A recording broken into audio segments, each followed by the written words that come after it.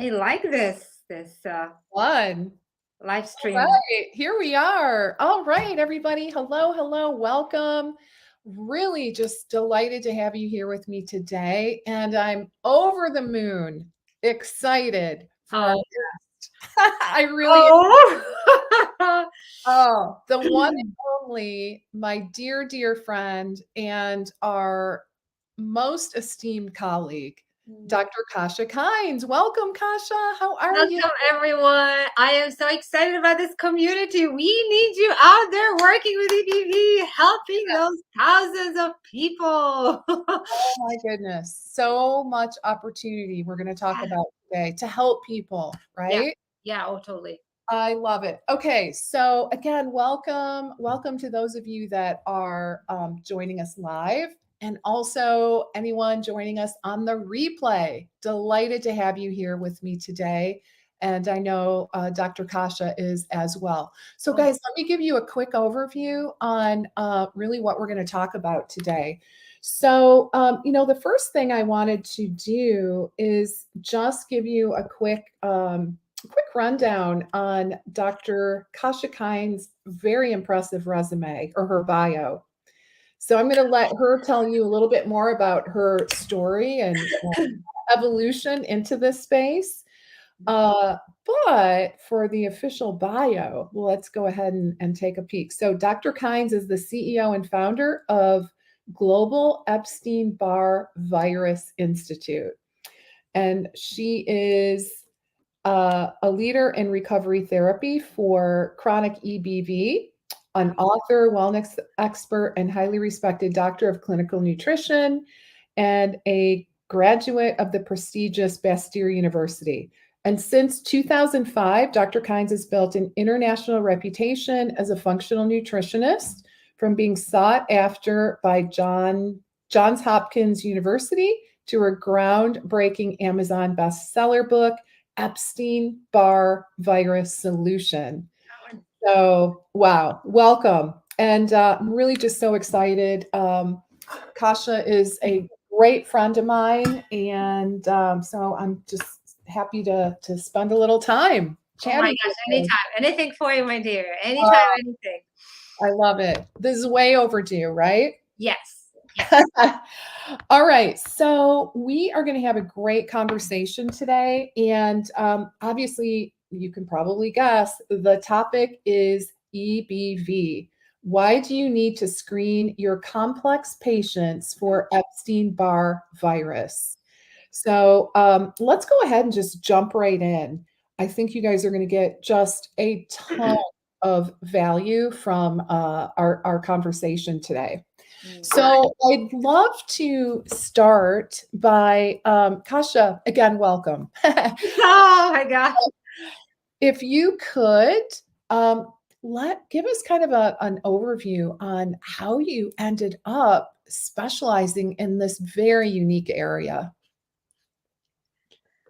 Oh my gosh. Okay, well, the The student is journey. ready. I know it was a journey. The teacher appears. Yeah, that was a journey. So there are a couple of layers. One is more spiritual and intentional, and one is just physical. So the spiritual personal journey is that I had a very close friend in Poland who out of the blue was diagnosed with multiple sclerosis. And when I immigrated to the States, the journeys were parallel. She started to fight her fight, and I started to live my life here. I came here with two suitcases, a hat, a guitar, and a cat. Wait, did you say a cat? Yes, a cat Awesome. from Okay, Poland. so the cat, So which is great. yeah, so she died. We lost her, and I was already a nutritionist. That's my second career when we lost her, and her son was afraid to tell me for months that she was gone. It's like, oh, Oh, but I couldn't go because I was here. My life was complicated, and so I always had this hole in my heart, and always was asking the question why. Even as a nutritionist, I just couldn't do anything for her. What is it? What is it? What is it? So that's just the one intention that I had. I just needed the answer. Eventually, I asked a friend who was a medical intuitive. I was just asking the question, and she confirmed that it was EBV as part. Now we have studies saying that it's a prerequisite to MS. That's what some studies Yeah. say. It's MS is more complicated, and so another layer is that there was in my clinical practice, as you know, and as the viewers know, when your heart is in the right place, you pursue the functional aspect of, medicine, nutrition. You end up being the last resort for people. You end up having all these complex cases. You end up moving mountains together. These people are not sick for the lack of trying. These are amazing people you just want to help. And there's some cases when you just hit the wall. And the longer you do that, because my practice was evolving, towards almost 2 decades, like the more kind of demoralizing it becomes, because you can help 100, but there's this one or two, and you just think about that person, and you have the burning question is, why can't we move that person forward, right? Everybody has these stories. Yeah, right? it really makes you feel crummy. Oh my gosh, it makes you, like an imposter. Yeah, it gives. Who am I? And so absolutely. Absolutely, yes. And so there was this day, I always did my best, like we all do, and most times I could crack it. And there was this day, a week, I would say, 3 different patients of mine were asking me, well, could you give me like an educated opinion on this book? And the book was, of course, Medical Medium. Oh, right. I don't have time to read. I had no time for anything. But 3 people in a row, it's like, oh, people will continue asking me. I have this responsible. I have to know. So I bought the book. I knew I was going to a conference. So on the plane, can't go anywhere. I might as well take it. So I have to say, if I could on that plane, I would have fallen off the chair, because when I started to read, he's kind of black and white, and that's okay. But the stories I was reading, these were the stories of my patients. The ones that I remember that I couldn't help, like, oh my gosh. And Marlena, my friends, like, oh. And so I was thinking, even if 50% of this is true, Right. I fly back home and the rest is history. Because I just decided, okay, here's the guy says a spirit of compassion downloads things for him. And this is what he says. He has absolutely no nutrition background and so on and so forth. And here's the medical community. And you can imagine their attitude to a spiritual download. Who is this guy? I have a solid medical practice. What is this? So there's this sea of divide between those extremes. Yeah. And I soon realized that this medical paradigms is extreme because it's outdated. It's painfully outdated. So basically, I went home and I started to just do medical research. That's all I did. And I started with dissecting the lab testing and interpretation. There's a lot of medical literature on it. It is so convoluted. It was such a hot mess that this is where I started, and we started to ask for testing.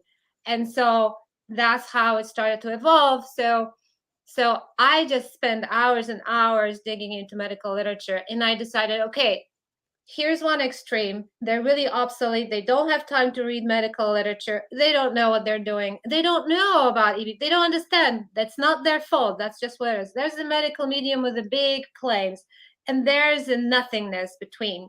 And all these millions of people, because there's millions of people actually sick. So it's like, okay, so my job will be to bridge the gap, bring medical literature, create solid evidence-based methodology, if one exists. And so I pursued that because I felt that's my responsibility. If I don't do it, who's going to do it? Because I started to patch things together and be quite aggressive with protocols, and things started to turn around for people to the point where I was pinching myself, like, is it just placebo? What is this? What is this? But this was based on medical studies. So it's like, keep going, keep going. And mind you, best training in the country. And the only time I studied anything about this virus was one time in my doctoral degree program. Dr. Vasquez was invited to teach us one module, and part of that module was virology. It's like 1,200 page book. It was under neurology. 400 pages for viruses, a little bit here and there about EBV. Not like he didn't see the picture. He didn't get it. But he had some foundational stuff, aggressive, ideas about supplementation, like therapeutic doses and stuff like that, like very high selenium. It's like, ooh, within the safety limits. So I just pursued that and started to build that and tweak it and went more for medical literature. And so we have a complete protocol, complete methodology, and people are reverse engineering it. Whether it's lupus or Hashimoto's, they're just gaining their lives back. It's amazing. And then people come out of the woodwork over the years. And the tragedy of this condition, it's so insidious, it's so complex, it breeds anxiety, it disables people. It is awful. It's awful. And it's completely under the radar.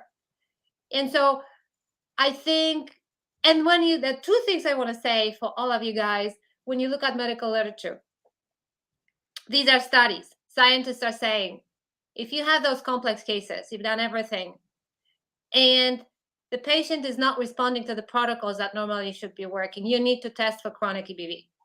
One study. Another study says, if you have a chronically ill patient and it's idiopathic, you can't figure out why all this is happening, you need to test for chronic EBV. And lo and behold, when you start connecting the dots, you have the opportunity to totally even run your clinic just on EBV. You would be busy. Wow. So you can totally, yes. Amazing. We need you guys to do that because I'm alone. I just trained a few doctors. They're doing great. I hear stories. I have an MS patient that is turning around. He thought he was stuck with it forever. And, it really is happening. We got it. I have all the resources and trainings.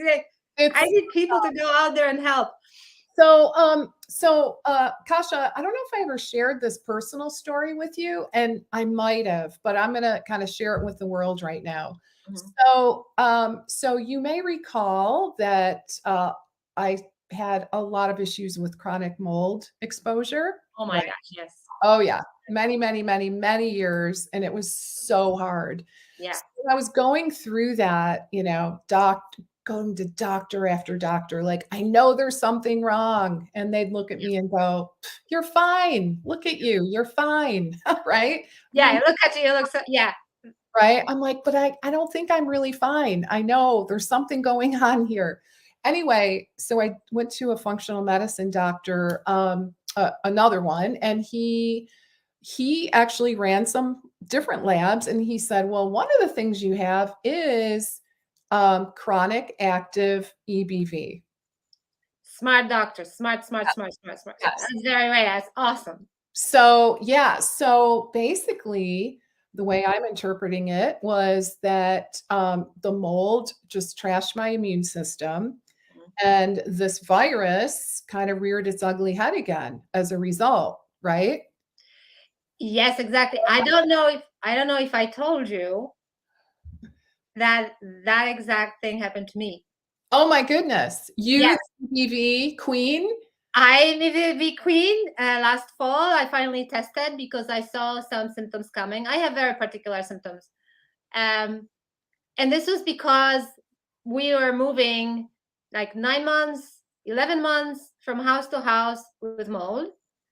And I was luckier than you because, most people can't pinpoint that it's mold. For me, my skin immediately starts burning, hurting. I look like a lizard. I can't open my mouth. It's cracking. It's just in my face. I have to move out.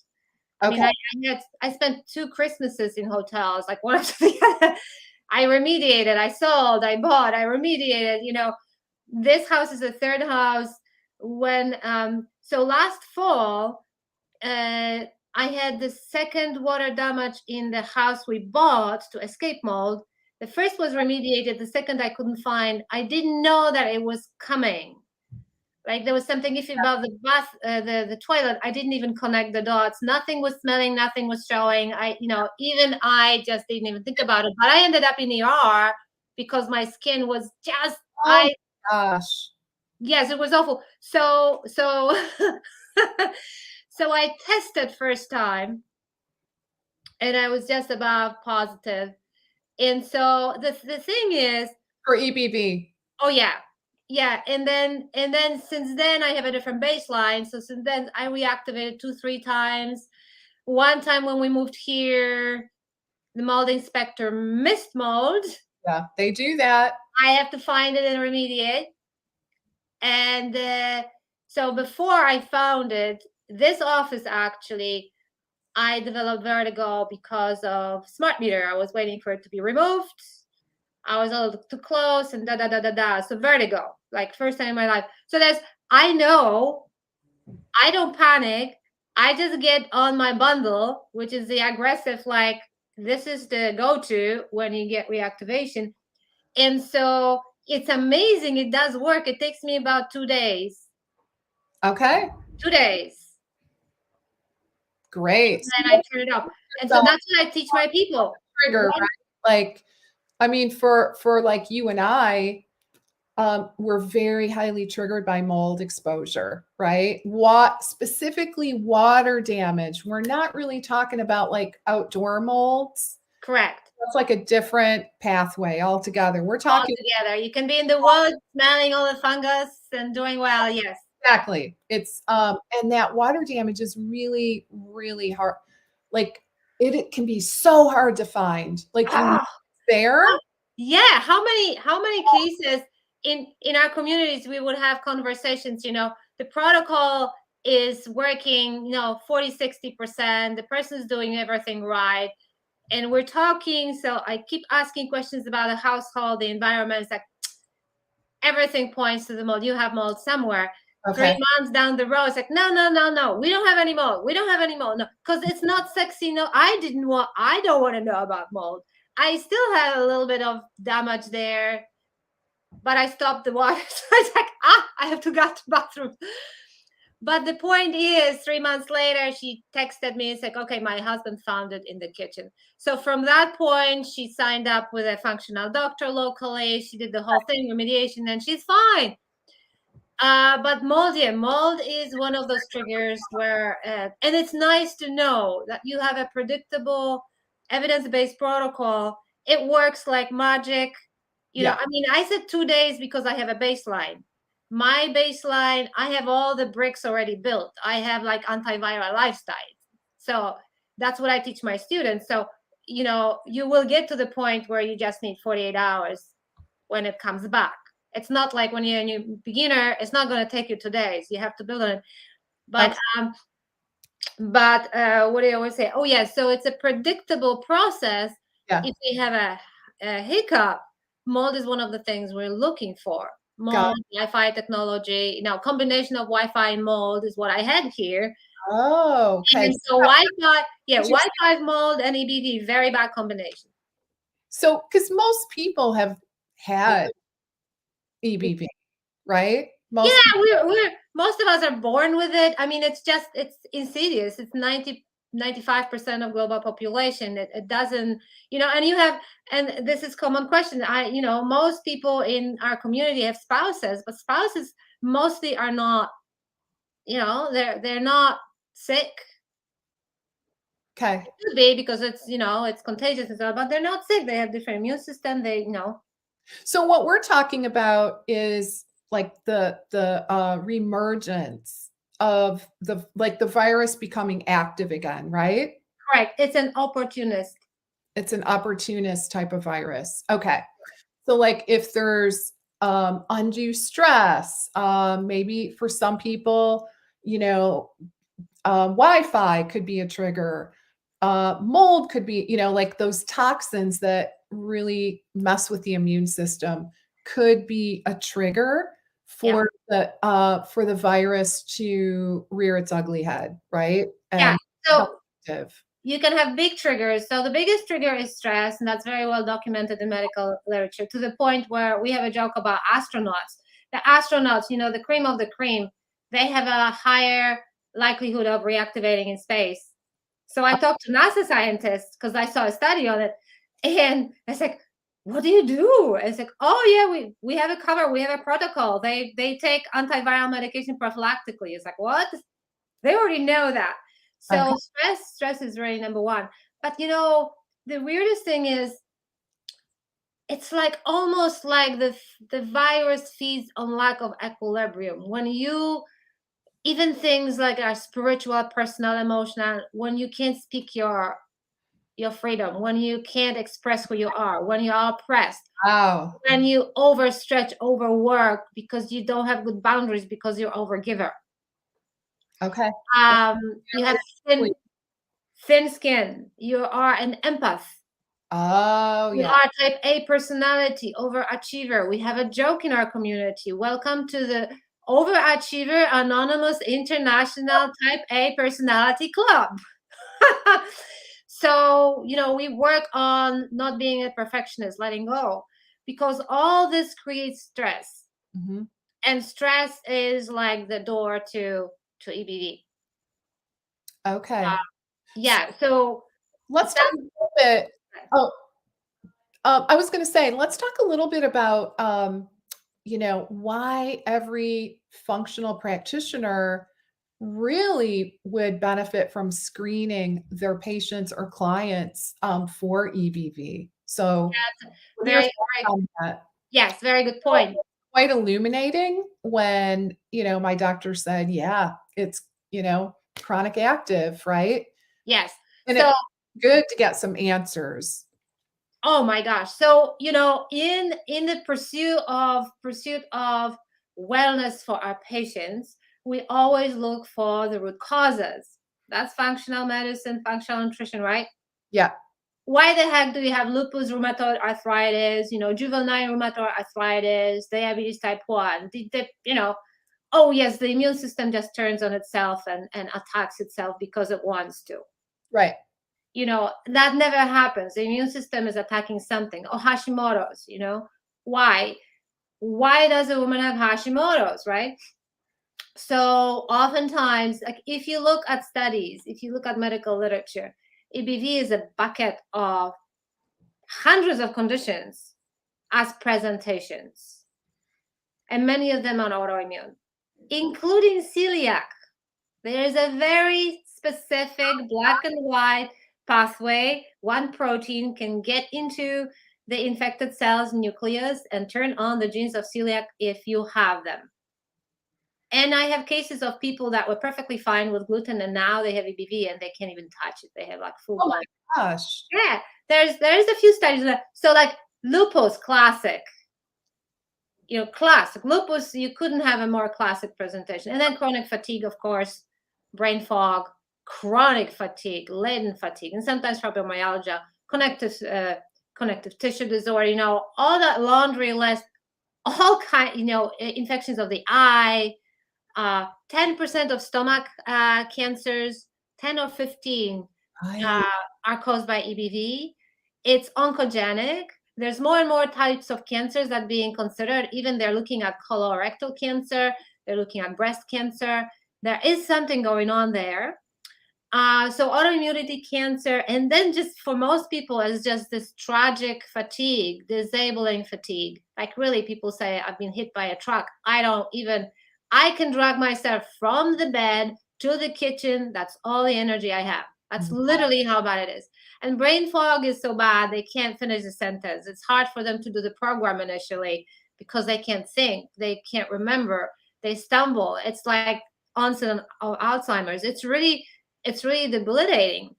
So, and then there's unusual presentations like nosebleeds or chronically low platelets or, sensitivity to mosquito bites. People get really infected or, weirdest things. But you look in the medical literature, it's there. 75% people with mono, like acute EBV, have headaches.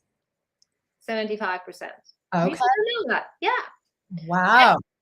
I mean, yeah. And it's serious business. It's serious business. You don't want to let it go. You do not. Serious business. Yes. because you have people, you have young professionals that can't hold on to the job. They have to move in with their parents because they can't. Yeah, Heart- it's really, yeah, you have depressed mothers, suicidal, because their spouses are taking care of their kids. They're just lying on the couch looking like a stranger, Aw, looking in, yeah. observing, because they just don't have even the energy to do anything. Uh it's awful.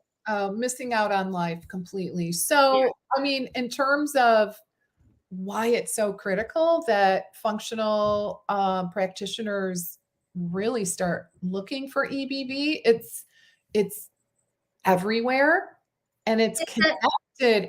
It sounds like, yeah, if I'm understanding, would you say it's a root cause that correct. leads to potentially stomach cancer, that potentially leads to celiac, and Correct. I think you said lupus and other autoimmune disorders. Yeah, there were studies consistently showing that surprised me. For example, 62% of Crohn's, equally with ulcerative colitis, they're tracking it down to the root cause, the initiator being EBV. It's like, what? I Wow. just had a woman in our social media group saying, she was screened, she had colonoscopy, they thought it was Crohn's. It wasn't, it was misdiagnosed EBV, and now she's on a protocol and doing well. It's like, what? It's really happening. Like, it's really, Okay. we have report, and this is old numbers from like 10 years ago or so, reported 3 million cases of mono a year in the States alone. That's just reported. Many will be unreported because people don't get to the doctor, or they just think, it's flu, I'm going to lie in bed and wait.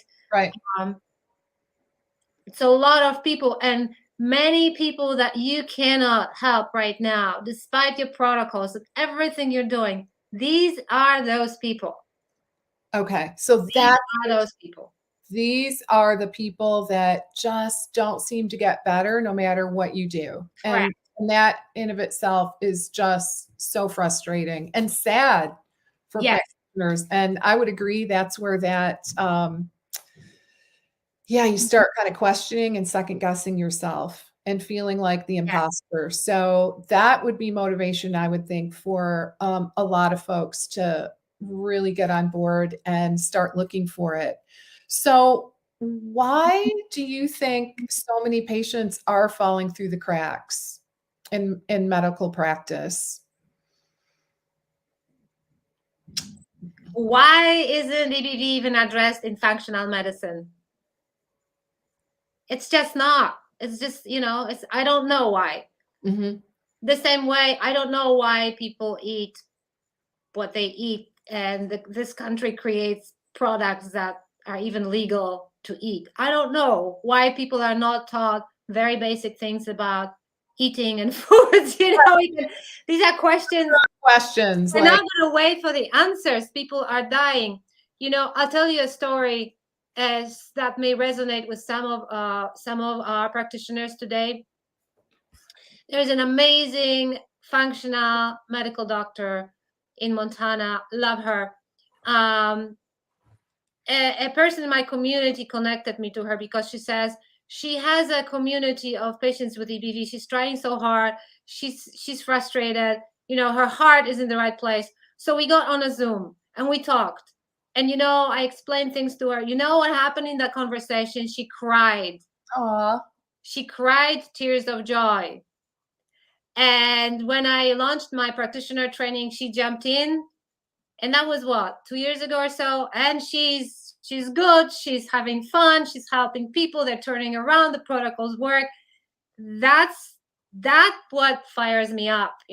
She was crying because she loved her patients, and there was just medical doctors rely on antiviral medications. They have very low efficacy, and I could tell stories about that. And then naturopathic doctors rely on botanical medicine, tinctures, like they do not move the needles. oh, And then they add supplements, but not properly. Functional doctors dip in everything. They combine antiviral medication, some botanicals, some supplements. And people say, I love my ND, I love my doctor. We've been trying for 2 years, doing different things. Like, that's the situation. People are trying. Okay. They dip here, try this, but you have to be really strategic every time they open their mouth. Like, if you got it, they're gonna move the needle and get their life back. So that's the difference. I want to really encourage our practitioners to think big and say, you can change people's lives when there's no hope. Absolutely. Mm. Gosh. It's amazing. It's like, it's amazing. It's amazing. It's, we have group calls. Yesterday we had a monthly group call, and one of my students, Mary, said, so Mary, what's the celebration? I'm 75% better. I was able to drive 5 hours to see my son. I didn't reactivate in the car. I didn't have anxiety attacks. I did fine. She didn't even have to read my traveling module to kind of safeguard, not prevent reactivation. This is what we live for, those moments, right? Stories. She got her life back. Yep. So how can a practitioner, step in and make a difference? Use the protocol. Can you kind of walk us through like kind of a, big picture of maybe the pillars of your protocol? Yeah. So, and I replicate everything I do with all the resources, protocols in the practitioner training. It's all recorded. You can do it in one weekend, and Monday you go and do it. Like, you literally have everything, handouts, everything. Yeah, just do it. You've got a practitioner training. We do. We did it live with practitioners. Yes, everything is there. So basically, first thing you want to do is do my bundle, because it's a strategic combination of very aggressive supplements, and we titrate depending on the sensitivities people have. You go aggressive or you titrate slowly. I don't care if the process takes 2 months. That bundle will deliver forever, including reactivations that I just told you. That's what I do. 48 hours, I'm good. But that's the education part, because people have to get a win, start feeling better to do anything else. And that's like foundational. And it will start turning the needle. So that's the first thing that people do without any changes in lifestyle. Okay. So is it like a supplement bundle? Yes, it's a supplement bundle, but really like within really aggressive. Like, you have to be careful. There's contraindications, there's like So you need training, right? Okay, so question for you. So we're talking about this bundle and this like is this an initial training? Yes, it's the initial step that people take. They have a handout, they have journal, they have a table, they have all the ingredients, all the products, how to take it, counterindications. So, and I provide that to practitioners so they can give it to the patients. They can still sit together, go over what they have and their history with reactivity to supplements, and do they over metabolize or what, so, but it's all there. And then we move into the kitchen, because let me tell you, one junky meal can increase NF-kappa B. There was a study, 150% for 2 hours. NF-kappa B is a protein that the virus uses to replicate. The more of it, the better. So that's just simple act. Junk food, EBV. Number 2, nutritional status drops, the virus becomes virulent. Studies. Okay. So big nutritional status means a lot. The virus feeds on certain things. So you build up, kitchen resources, meals, recipes. We have like kitchen immersion project, cooking, stocking, and then there's certain food groups that functional medicine restricts needlessly. Okay. And that's a point of frustration for me, like autoimmune paleo diet. These therapeutic diets that should be short term. Okay. People stay on it forever. Can you give me an example? Legumes and whole grains, gluten free. Yeah. Provide the bulk antioxidants, the roughage, the stool bulk, They have so much value, they're completely eliminated. Okay, interesting. And you can become deficient in very crucial nutrients like molybdenum. Without molybdenum, you have so much more inflammation in your intestinal tract. So, Molybdenum is grains and legumes. all So right. functional medicine restriction, no lectins. You can't have this because you have autoimmune disorder. Not true. You can cook out lectins from legumes by pressure cooking. You can soak your grain. It's just quality and how you process it. And you know what? If you guys believe that that's how you have to handle the patients, I'll tell you from my experience. I used to do a lot of Cyrex labs, especially the panel for food set reactivities that included agglutinins, that included lectins, Yeah. um, all the anti-nutrients in grains and legumes.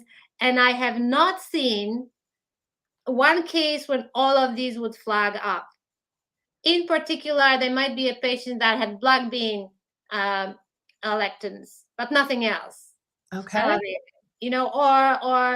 or one particular lentil, but nothing else. So the concept that we are fed through functional model that you gotta clean all of that, restrict. Yeah. I get these patients after they've been on autoimmune pallia for months and months, and they are not better. They're actually spiraling in the wrong direction. I have to do damage control. So our responsibility is to heal, to look for the root causes so people can actually expand and have whole groups with, in their diet, not restrict necessarily. In terms of EBV, these are really valuable. Okay. Wow. Mhm. All right. So the big takeaway is you don't put people on gluten-free. Gluten-free, yes. You Yes. Whole grains, gluten-free. Okay, got it. Okay, it's the whole grains, but you are an advocate of gluten-free.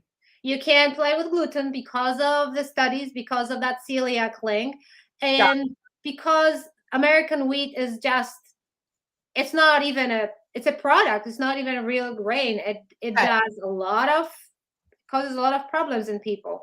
Got it. So it's not worth it. All It's right. not worth it. So, would you feel the same way with the European grains and Well, wheat? I can tell you, I don't advertise it for our community because our community very often will tell me that gluten is a no-no, but I can do very well. I don't have a problem with gluten. I can do very well with traditional spelt from an Amish community Okay. that doesn't have yeast and is traditionally, the sourdough, traditionally Yeah. cultured. It's delightful, no problem. And by the same token, I think you may be able to go to Italy and have pasta with their flour, not American flour, and be okay as long as you don't have those genes. Right. Okay. That's the key, right? I feel like having those genes or knowing if you have those genes is like having a crystal ball, Yeah, right? there's a great lab, Enterolab, which does. Are you familiar with it? Enterolab. It's a direct to consumer. I send so many people there. It's a swab. They do panel for celiac and non-celiac gluten sensitivity because there's all kinds of genes actually apparently. Okay. So yeah, it's a nice thing to know. Yeah. So So I think, yeah. I was going to say, speaking of labs, um, can you give us an overview on? Oh, we were talking about the pillars, right? Yeah, the pillar. So we do a lot in the kitchen because it's foundational, and it is like building bricks and walls. It is sustainable for people, and it's important for me that people have joy and the yum factor, and that the recipes are simple but delicious and loaded with antiviral quality. Anywhere we can put it, and so we have all these. We have tons of recipes, and then you move on to a full protocol with supplements. I have a full ebook on details on anything possible because sometimes we have to go for other things, be more aggressive. There's all kinds of permutations. All of that is in module 4. When we go and complete the supplement protocol, it's like full-fledged. We move to isotonic solutions, we move to drops, we bundle things so you don't have pill fatigue. And it's just and then you really start cruising. And then after that, we move to stress foundation, lots of support for stress, because this, if you don't learn, if you don't know how to handle that, shit will happen and you will be flat on your back again. So, and we have such a stressful lifestyle, and people are in bad relationships, bad jobs. Like, what is it? 82% of Americans hate their jobs. Not good.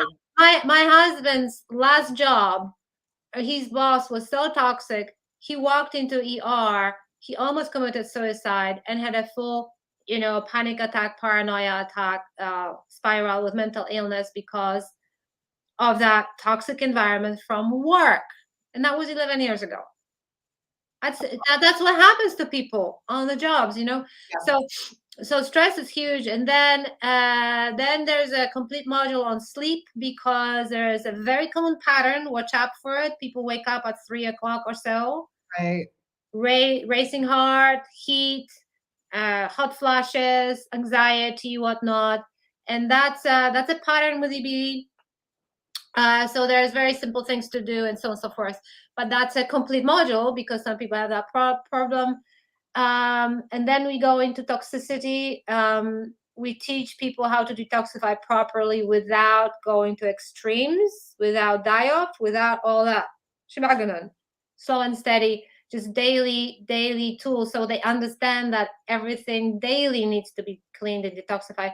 And then we move to toxicity externally, because the virus likes to thrive on environmental toxins like mold. Yes. Now, that's not the only one in general, but in particular, dioxins, for example. Okay.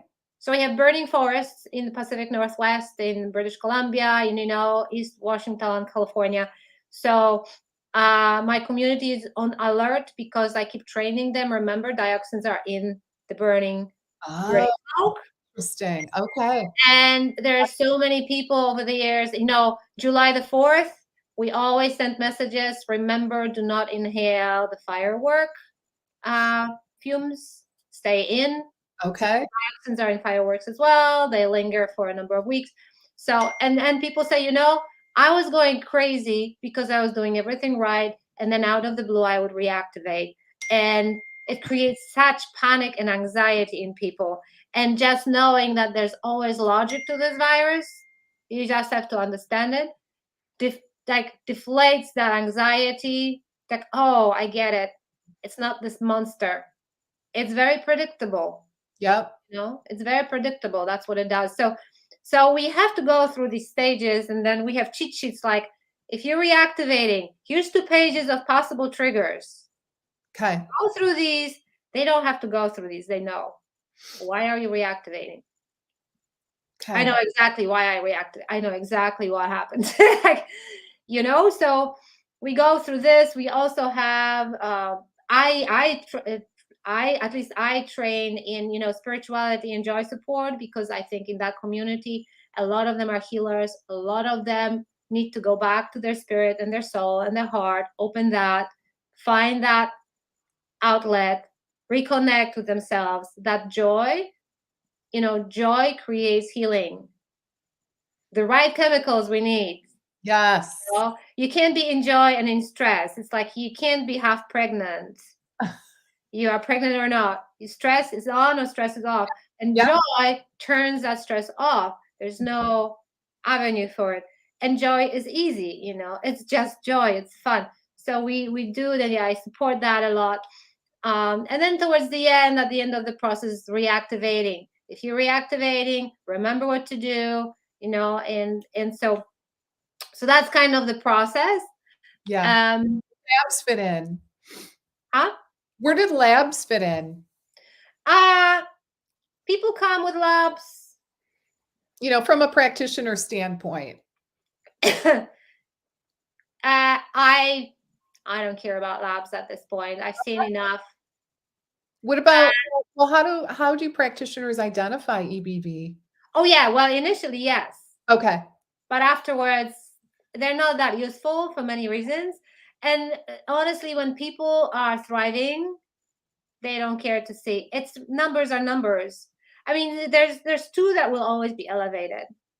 Okay. But So you can like, I'm a practitioner, how do I know that my patient is struggling with this? Like, what is have, the diagnostic criteria that you use well, the labs, we have tons of training on that.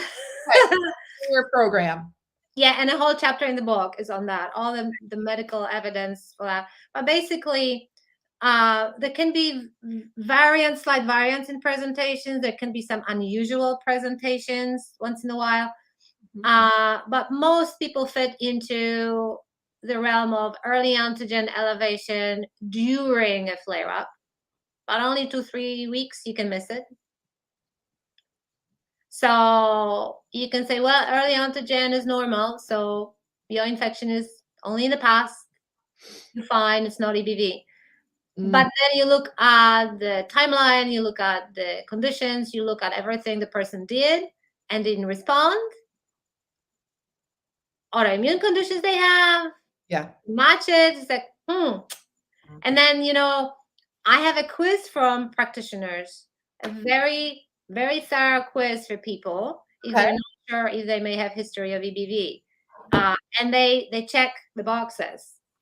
So all the surprising symptoms, cancer, autoimmunity, different condition symptoms, all of these are listed. And so it's like, oh, shoot, I had these when I was growing up, and then this happened, and then this happened, and this happened. All these are presentations of this one darn virus. So there's two. So early antigen is iffy because you can miss it. Then VCA IgG and EBNA IgG, these are the two big ones that will remain high over your lifetime. Nothing we can do. They kind of fluctuate up and down depending if you're reactivating or not, but they're not going to bring down the level to 0. It's not expected. Okay. One of mine is triple digits, and I live with it, and that's what it's going to be. And right now I'm not reactivating anymore. Good. That's great. And then the last one, the iffy one, which is most confusing to medical doctors, is VCA IgM. This is the only IgM. And so what would be your inclination? That IgM is the one that is now. The other ones are the past. Yeah. Not so if you look at literature. Early antigen is IgG. Okay. It's not IgM. But VCA IgM, it looks like it elevates during the first infection, like you have first mono in your life or something like that.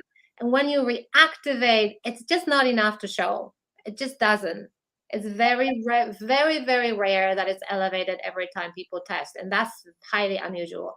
So in chronic EBV, it's expected to be normal. Okay. But you can have, so it's kind of confusing, right? It is. It is. So, I mean, I think we should talk a little bit about what the next step is for anyone that is so inclined to get some training on this topic, because clearly it's needed, right? To really help you to gain the confidence, and again, to help more people. You want to help those folks that are kind of falling in the cracks. Yes. So, I think you can position yourself so well because you have the functional medicine background. And this is like, it's such a blessing, because when I have my community, they come with a bucket.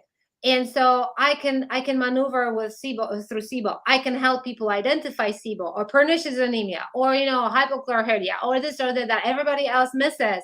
Lead them through it.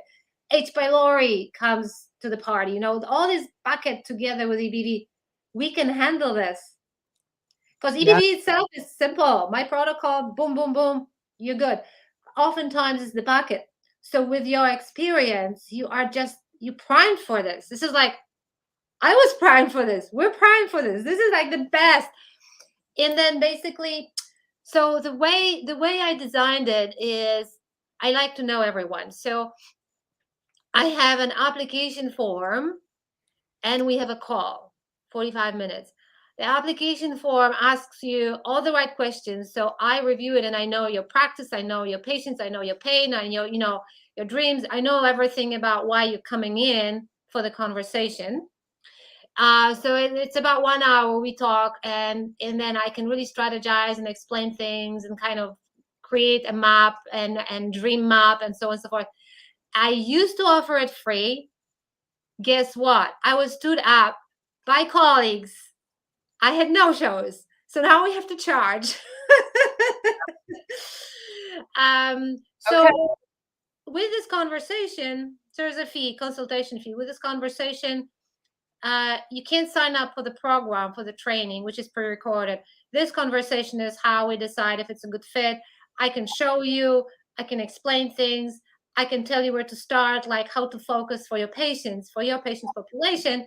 And then within the program, you have 1 power hour with me. I recommend, like, you do, you binge consume over a weekend, because we did it over a weekend. Everything is there for life, but over the weekend. And then as soon as you finish that training, when it's fresh in your mind and you're like antsing to go, you jump on the power hour with me. And then we really strategize, because you already are saturated with information. You already have aha moments. You're already excited. And I can really bring it together and like set you up for success. That's how I work. And then you go and do your magic. So that's the way we designed it. Mhm. Is this the link? Is the link that I have on the screen? Is that where you recommend those that are interested go? lesliebeitel.com/EBV. Let me see. I haven't looked at the chat. Can you see you can't see the link I have on our screen? No, I can't. Okay. It's the practitioner training. Okay. Is there a word practitioner in it? Leslie/EBV. What's that? lesliebeitel/EBV. I think this is It must be yeah, my special link. a special link, yes. Yeah. Okay, Because cool. I think we offer like a discount for your community, something like that. Yeah. Okay. Yes. So that's why we created the special link. Yes. So All we right. know who you are and we can honor it. Yes. So are there any questions? Let's see I think they here. are. Oh, good. Question on labs. For chronic active EBV, what's the gold standard for checking labs? Yes, the 4. VCA IgM, VCA IgG, early antigen IgG, EBNA IgG. I have a patient with SIBO, hypothyroidism, and gallbladder, and she's very complex. Perfect. Letters were positive of PCR. Great question. Thank you so much for that question. PCR is useless. Good. What a shock, right? Yes. And you can, I have a chapter on that in the book. Literature confirms that basically PCR, think about this virus, you have to understand how the virus works. The virus, the lysing process is only when the young virions are like ready in your B cells. They've been multiplying using the DNA of your cell, making RNA. The poor B cell is infected and they're like budding. We're ready to go. And then the stress hits you. So this is like a door opening. Okay, let's reactivate. So the lysing happens, the cell bursts, the young virions spill out, and they travel in the blood. But they treat the blood as highway to get to a condo. They're looking for a condo to live in. It could be a thyroid, connective tissue, brain, a liver, spleen. It's not going to be the bloodstream. So PCR is the DNA found in the bloodstream. It's very hard to track it and catch it because it can be there for a week, 2 weeks, a couple of days, and then it's gone. It's gone. So it's not a good option. It's a good option in medical literature. It's a good option for the first infection, like ever in your life. But oftentimes the first ever was when you were a kid and you didn't even know it. Like you have it. Yeah. So yeah, PCR. Great. So Marcia really resonated with the story that you shared. So thanks for sharing that, Marcia. Well, guys, we unfortunately have to wrap up. I could go on and on. Me too. I don't really want this to end, to be honest. So, guys, my words of encouragement would be go to the site, lesliebytel.com/EBV, Take a look. and check it out. And I would grab a call with Dr. Yeah. Kasha. But I mean, guys, I will say this. If I were in clinical practice, I would be all over this because I do remember Yeah. it just doesn't feel good when you've got people slipping through the cracks and you Yeah. don't really know how to help them. This is, I think, the antidote to that. It's really a solution that's right there in your grasp. So please go. And I mean, you've got this amazing resource. I know Dr. Kasha, I mean, she lives for this, right? This is her passion. So I would take her up on that opportunity to grab a strategy call with her. Yeah. Would love it. Yeah. So, all right. Well, Kasha, we need to do this again. Anytime we can talk about anything. You guys come with questions. Let's Yeah. make a list of questions and we can do like Let's do a 5 Q&A. minutes. Let's do a Q&A next time. How's that sound, everybody? Good? Because it's such a great topic. So, all right. So I'm going to let you all get back to work. I know, Kasha, you've got a lot going on. All right. So, and you and I need to catch up, my friend. Yes. Yes. I am going to Poland for Christmas. So, Oh, yeah. I'm so excited. Oh, so good. Yeah, I have to tell you everything. Yes, you have to. Yeah. Yes. All right, guys, I actually have a call right now. So, no. And I will we'll be in touch, Kasha. We'll get something set up. Yes. Okay. Thank you